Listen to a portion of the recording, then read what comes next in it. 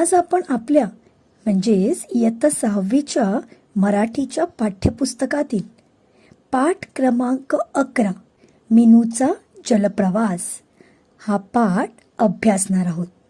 आणि या पाठाच्या लेखिका आहेत विनया साठे. मित्रांनो, सहल म्हटली की आपल्याला फार मज्जा येते, कारण नवीन असलेले ते ठिकाण आणि त्या ठिकाणी आपण वेगवेगळ्या गोष्टी पाहत असतो. आज आपण मीनूचा जलप्रवास हा पाठ अभ्यासणार आहोत. आणि या पाठात देखील मीनू नावाची जी एक लहान मासळी आहे, मासळी म्हणजे मासा, मीनू नावाची जी एक लहान मासळी आहे म्हणजे जो लहान मासा आहे जो नदीमध्ये राहायचा. ओके. आणि नदीमध्ये राहणारी ही मीनू मासोळी ज्यावेळी नदीपासून दूर समुद्रामध्ये जलप्रवास करते तर तिला त्या समुद्रामध्ये कोणकोणत्या विविध गोष्टी दिसतात. त्याचबरोबर समुद्रातील कासवाबरोबर तिची ओळख झाल्यावर त्या कासवाने तिला समुद्राच्या विविध अशा माशांची किंवा समुद्रातील विविध अशा प्राण्यांची ओळख करून दिली. तर ते या पाठामध्ये आपण पाहणार आहोत. आणि मीनू बरोबर आपला देखील जलप्रवास होणार आहे, बरं का? चला तर मग मीनू बरोबर समुद्रातील जलप्रवासाला सुरुवात करूया. मीनूचा जलप्रवास. जलप्रवास म्हणजे पाण्यातील सफर. एक होती नदी, तिच्यात होते खूप खूप पाणी, निळे निळे थंडगार व स्वच्छ. इतके स्वच्छ की वरून पाहिले की तळाची वाळू दिसायची, गोल गोल गोटे दिसायचे अन सुळसुळ पोहणारे छोटे मासेही दिसायचे. या माशाच्या समूहात राहायची मीनू मासळी. मीनू होती इवलीशी, अगदी तुमच्या हाताच्या छोट्या बोट्या एवढी, रुपेरी कल्ल्यांची. इतर मासे तिचे खूप खूप लाड करायचे, तिला क्षणभरही नजरेआड होऊ द्यायचे नाहीत. पण मीनूला नदीच्या त्या खोलगट भागात राहायचा कंटाळा आला होता. बघा मुलांनो, एक नदी, ज्या नदीमध्ये खूप सारे पाणी होते आणि ते पाणी कसे होते? निळे, थंडगार आणि स्वच्छ. ओके. निळे, थंडगार, स्वच्छ असे पाणी होते त्या नदीमध्ये. पण ते पाणी इतके स्वच्छ होते की वरून जरी पाहिलं तरी तळाची वाळू दिसायची. वाळू म्हणजे रेती. इतके स्वच्छ पाणी होते की या पाण्याच्या, या नदीच्या पाण्याच्या खाली जी वाळू आहे म्हणजे रेती जी आहे ती देखील दिसायची. तुम्ही स्लाइडमध्ये पाहू शकता. त्याचबरोबर गोल गोल गोटे दिसायचे. गोटे म्हणजे लहान दगड. तळाशी असणारे छोटे छोटे लहान असे जे दगड आहेत म्हणजे गोटे, ते देखील दिसायचे. अन सुळसुळ पोहणारे छोटे मासेही दिसायचे. आणि या माशांच्या समूहात राहायची मीनू मासळी. हे जे छोटे छोटे मासे आहेत, या माशांमध्ये एक मासा जो होता तो म्हणजे मीनू मासळी. मीनू होती इवलीशी. इवलीशी म्हणजे लहान. मीनू कशी होती?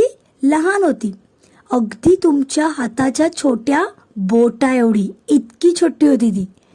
रुपेरी कल्ल्यांची. रुपेरी म्हणजे चांदीच्या कल्ल्यांची. तिचे जे कल्ले म्हणजे स्केल ते कसे होते? रुपेरी. रुपेरी म्हणजे चांदीच्या रंगाची किंवा आपण म्हणू शकतो सिल्वर कलरची होती.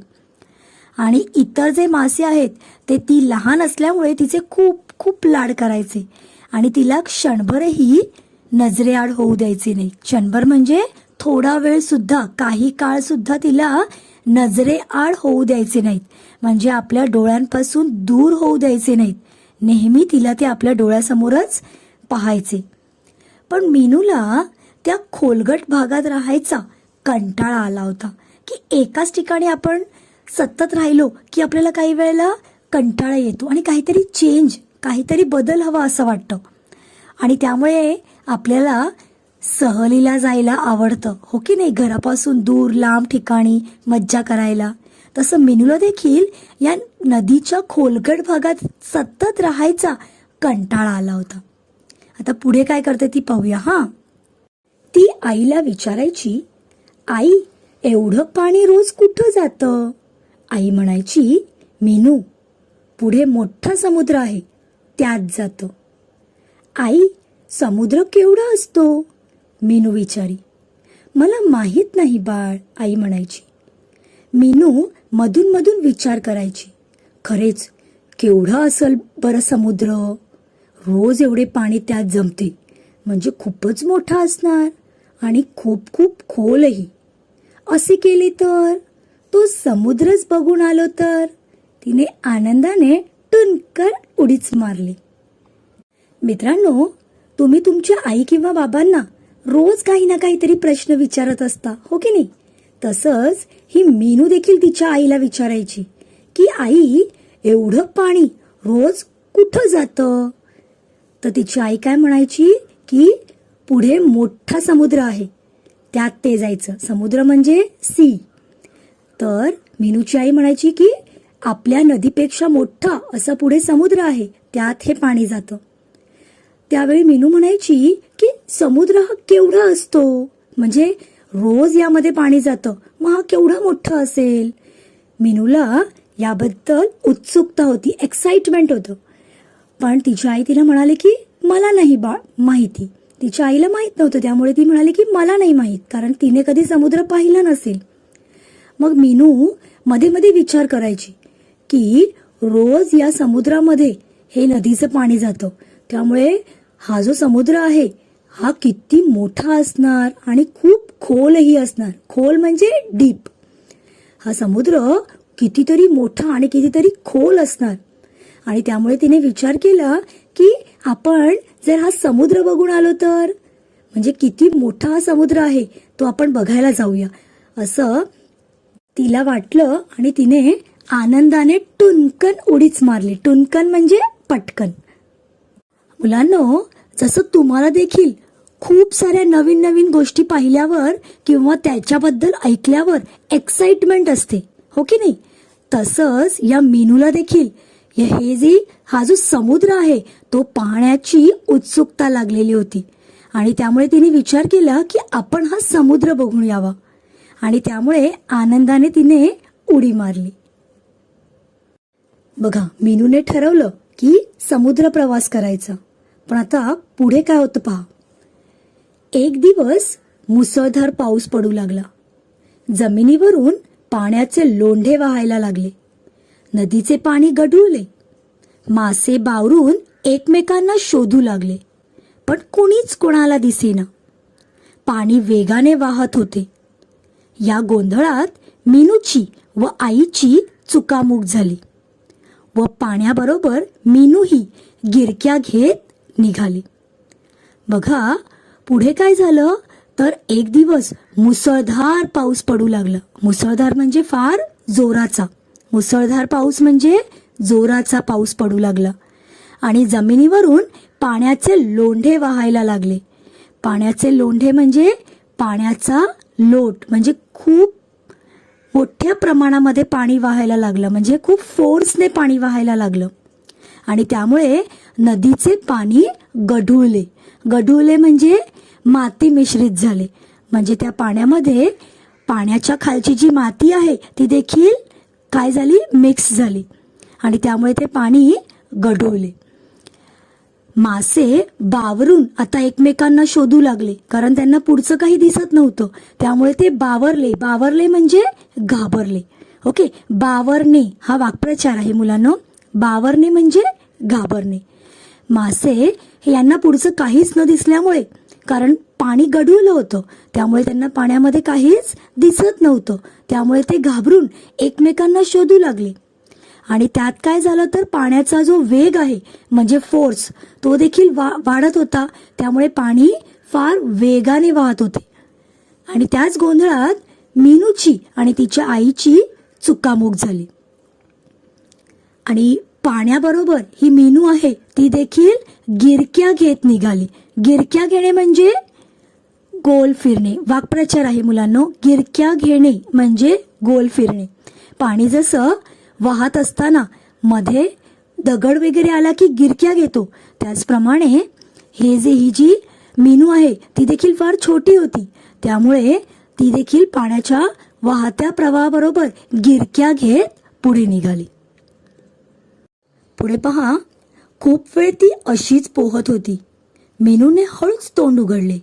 थू थू, सगळे खारट पाणी. अय्या, म्हणजे समुद्र. समुद्र म्हणतात तो आला की. बापरे, केवढा लांबपर्यंत पसरलेला आहे. नजर सुद्धा पोहोचत नाही इतक्या लांब. चला, थोडीशी चक्कर मारून परत जावे झाले. मीनू हळूहळू पुढे निघाली. पाण्यात एका बाजूला लांबपर्यंत खडकांच्या रांगा होत्या. त्यातील एका खडकावर फुलेच फुले होती. नदीच्या पाण्यावर तरंगाई तशी. मीनूला गंमत वाटली.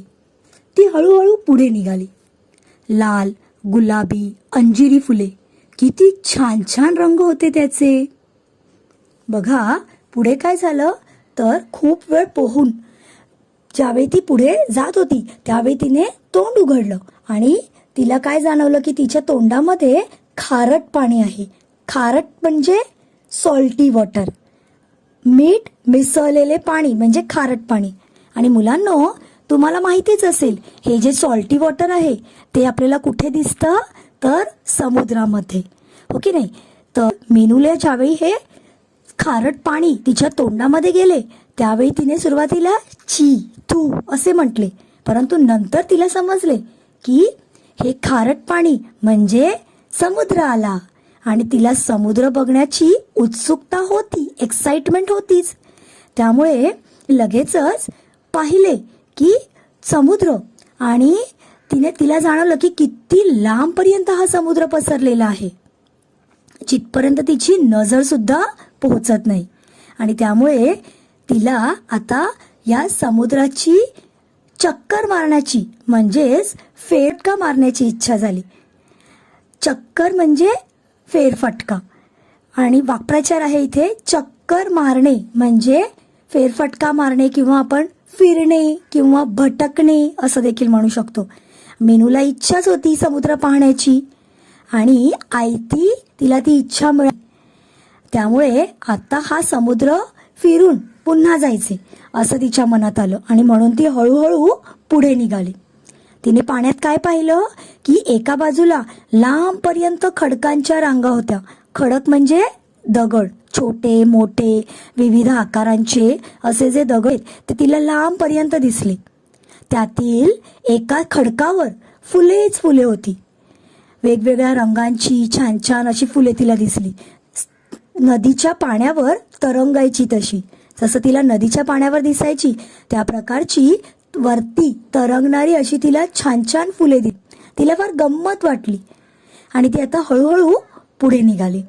लाल, गुलाबी, अंजिरी फुले, खूप छान छान फुले पाहून तिला फार आनंद झाला. पुढे पहा, इतक्यात तिची एका विचित्र माशाशी टक्कर झाली. त्याचे तोंड घोड्यासारखे होते व पोटाला पिशवी होती. त्यात छोटी छोटी पिल्ले बसलेली होती. मीनूला क्षणभर हसूच आले. कोण तुम्ही? तिने विचारले.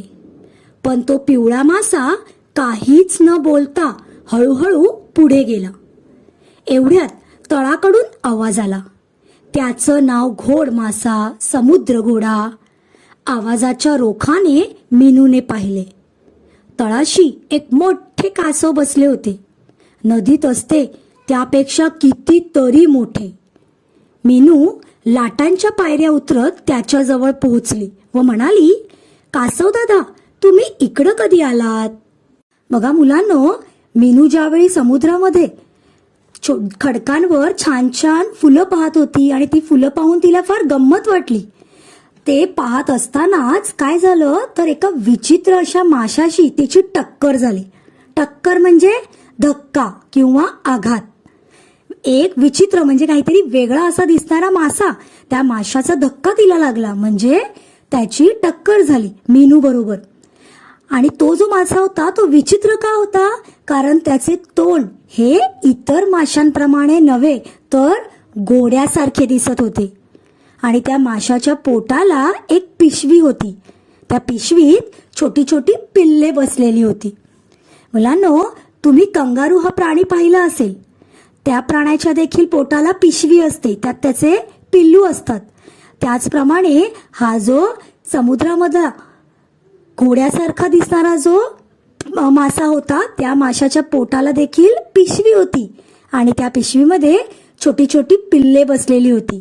आणि ते पाहून मीनूला क्षणभर हसूच आले आणि तिने त्या माशाला विचारलं की तुम्ही कोण. परंतु तो जो पिवळ्या रंगाचा मासा होता, जो घोड्यासारखा दिसत होता, घोड्यासारखा तोंड असलेला, तो मात्र काहीही न बोलता पुढे निघून गेला. त्याने मीनूच्या प्रश्नाला काहीच उत्तर दिलं नाही, तो निघून गेला. पण तळाकडून, समुद्राच्या तळाकडून आवाज आला की त्याचं नाव घोड मासा म्हणजेच समुद्र घोडा. पिवळ्या रंगाचा जो मासा होता, ज्याचे तोंड घोड्यासारखे दिसत होते, त्या माशाचे नाव होते घोड मासा किंवा समुद्र घोडा. परंतु त्याची ही ओळख आहे, त्याचे जे नाव आहे ते कोणी सांगितले, तर तळाशी एक मोठे कासव बसले होते. तो ज्यावेळी म्हणाला की हा घोड मासा आहे, तेव्हा तो आवाज कुठून येतो आहे. त्या आवाजाच्या रोखाने मीनूने पाहिले. रोखाने म्हणजे दिशेने. आवाजाच्या रोखाने म्हणजे दिशेने मीनूने पाहिले तर तिथे तळाशी एक मोठे कासव बसले होते, म्हणजे टर्टल. आणि नदीमध्ये जे असते त्यापेक्षा हे जे समुद्रातले कासव होते ते कितीतरी मोठे होते.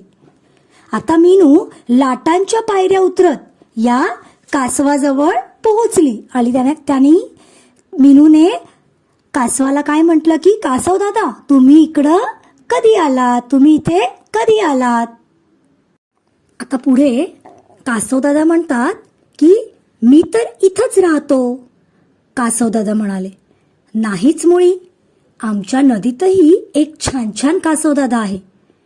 ते वेगळे, मी समुद्रात राहतो. पण तू इकडं का आलीस. इथं तर पावलापावलांवर संकट उभी आहेत. बघितलंस किती चित्रविचित्र मासे फिरतायत इकडून तिकडे.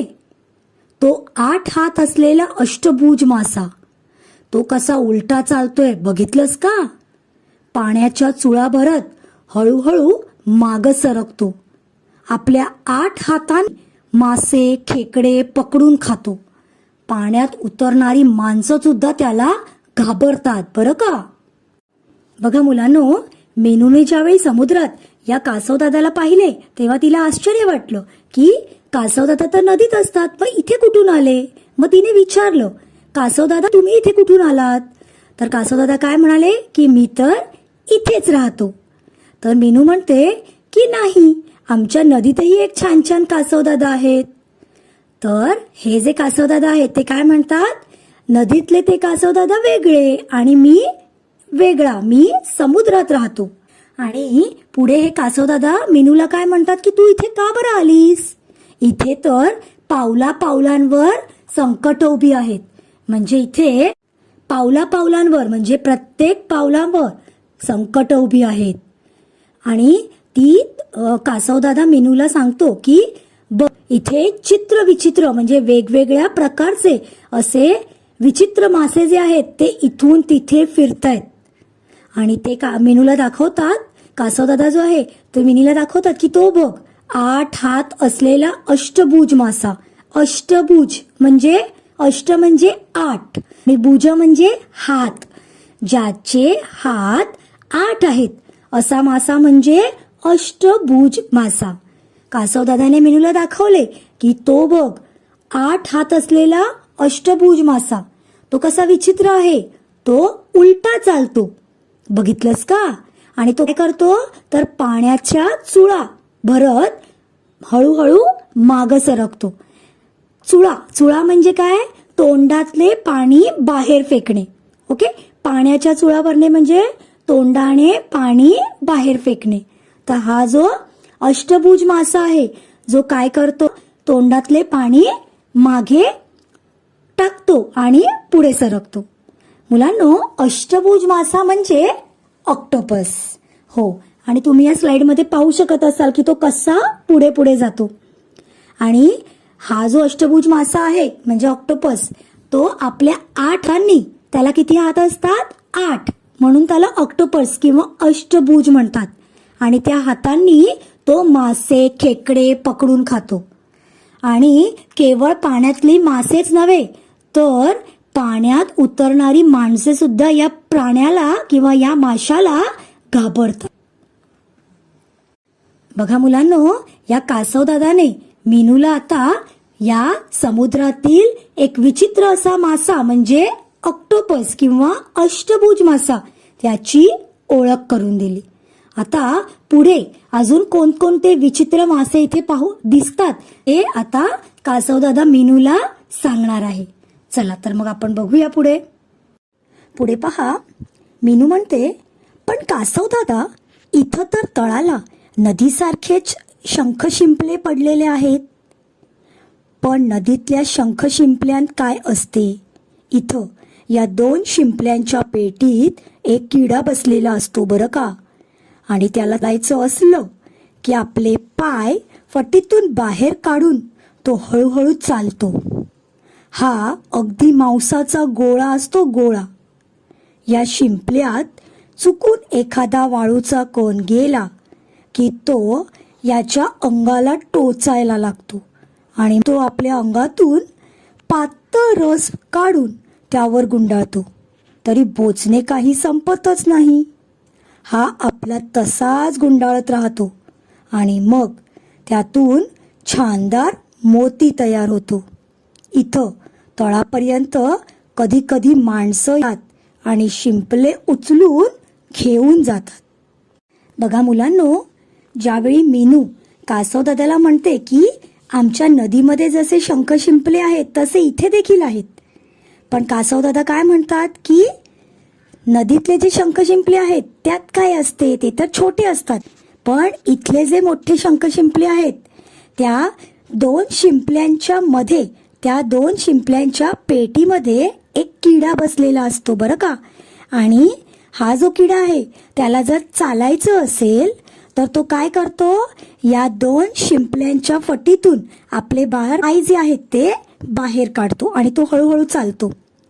आणि हा जो किडा म्हणजे काय असतो, अगदी मांसाचा गोळा असतो, सॉफ्ट एकदम स्पॉन्जी असा. आणि जर समजा या शिंपल्यामध्ये चुकून कधी एखादा वाळूचा किंवा एखाद्या मातीचा वगैरे कण गेला, तो कण या किड्याच्या अंगाला टोचायला लागतो. आणि मग तो काय करतो, हा जो किडा आहे तो आपल्या अंगातून एक पातळ रस बाहेर काढतो आणि त्या कणाभोवती गुंडाळतो. गुंडाळतो म्हणजे आवरण घालतो. गुंडाळणे म्हणजे आवरण घाल किंवा आपण म्हणू शकतो कव्हर करणे. हा जो वाळूचा कण आहे त्या कणाला हा किडा त्याच्या अंगातील पातळ रसापासून काय करतो, आवरण घालतो किंवा गुंडाळतो. आणि तरी देखील या किड्याचं जे बोचणं आहे ते काही थांबत नाही. पण तो काय करतो, हे आवरण लिक्विड, जे पातळ लिक्विड आहे रस, तो असाच गुंडाळत राहतो आणि पुढे त्यातूनच एक छान असा मोती तयार होतो. मोती म्हणजे पर्ल्स. तुम्ही स्लाइडमध्ये पाहू शकत असाल किती सुंदर असा मोती दिसतोय. हो, तर असे जे मोती आहेत ते कसे तयार होतात याची माहिती कासवदादा मीनूला देतो.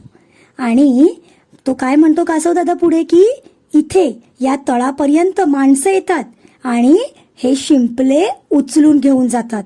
मोती, त्यांना मोती हवा असतो म्हणून. आणि मुलांना तुम्हाला माहीतच असेल, आपण मोतीपासून काय करतो, वेगवेगळे असे ज्वेलरीज तयार करतो. नेकलेस, गळ्यातल्या माळा, कानातले, असे छान छान जे ज्वेलरीज आहेत ते आपण काय करतो, या मोतींपासून तयार करतो. तर मोती कसे येतात किंवा कसे बनतात याची माहिती कासवदादाने मीनूला दिली. बघा मुलांनो, कासवदादा ज्यावेळी मीनूशी बोलत होते त्या शिंपल्यातल्या किड्याविषयी, त्यात इतक्यात काय झालं, त्यांच्यामधून एक प्राणी तिरका तिरका चालत गेला. तो आपल्या बटबटीत डोळ्यांनी मीनूकडे पाहत होता आत्ता मात्र मीनूची घाबरली उडाली. पळत जाऊन ती कासवदादाजवळ उभी राहिली. घाबरू नकोस, हा तर खेकडा. याच्या पाठीवर माझ्यासारखंच कठीण कवच आहे. त्यामुळे शत्रू याच्यावर हल्ला करू शकत नाही. याला 6 तर कधी 8 पायही असतात. तरी पण बेट्याला सरळ मात्र चालता येत नाही. तोंडाजवळ 2 नांग्या असतात. त्यामुळे त्याचं संरक्षणही होतं व त्याला भक्ष्यही पकडता येतं. बघा मुलांनो, कासवदादांनी ज्यावेळी मीनूला शिंपल्यातल्या किड्याविषयी माहिती देत होता त्यावेळी मीनू आणि कासवदादा यांच्यामधून एक विचित्र असा प्राणी तिरका चालत होता आणि तो आपल्या बटबटीत डोळ्यांनी मीनूकडे पाहत होता. बटबटीत म्हणजे मोठ्या, बटबटीत डोळे म्हणजे मोठे डोळे. त्याचे डोळे कसे होते? मोठे, बटबटीत. आणि त्या डोळ्यांनी तो मीनूकडे पाहत होता आणि त्यामुळे मीनूची आता चांगलीच घाबरगुंडी उडाली. घाबरगुंडी म्हणजे भीती. त्या विचित्र अशा बटबटीत डोळ्यांच्या प्राण्याकडे पाहून मीनूची चांगली घाबरगुंडी उडाली. म्हणजे ती फारच तिला भीती वाटली आणि त्यामुळे ती पळत कासवदादाजवळ जाऊन उभी राहिली. त्यावेळी कासवदादा तिला म्हणाले की तू घाबरू नकोस. हा कोण आहे? हा खेकडा आहे. बटबटीत डोळ्यांचा, तिरका चालणारा हा जो प्राणी आहे तो म्हणजे खेकडा. अशी या प्राण्याची ओळख कासवदादाने मीनूला करून दिली. आणि ते कासवदादा पुढे या प्राण्याविषयी मीनूला म्हणाले की हा जो प्राणी आहे त्याच्या पाठीवर माझ्यासारखंच कठीण कवच आहे. कवच म्हणजे आवरण, कवर. माझ्या पाठीवर म्हणजे या कासवदादाच्या पाठीवर जसं कठीण असं कवच आहे, आवरण आहे, म्हणजेच कवर आहे, तसंच हा जो खेकडा आहे या प्राण्याच्या पाठीवर देखील तसंच कवच असतं. त्यामुळे शत्रू त्याच्यावर हल्ला करू शकत नाही. आणि हा जो खेकडा आहे त्याला कधी 6 तर कधी 8 पायही असतात. तरी पण बेट्याला सरळ मात्र चालता येत नाही. तो नेहमी कसा चालतो? तिरका चालतो. आणि हा जो खेकडा आहे त्याच्या तोंडाजवळ 2 नांग्या असतात.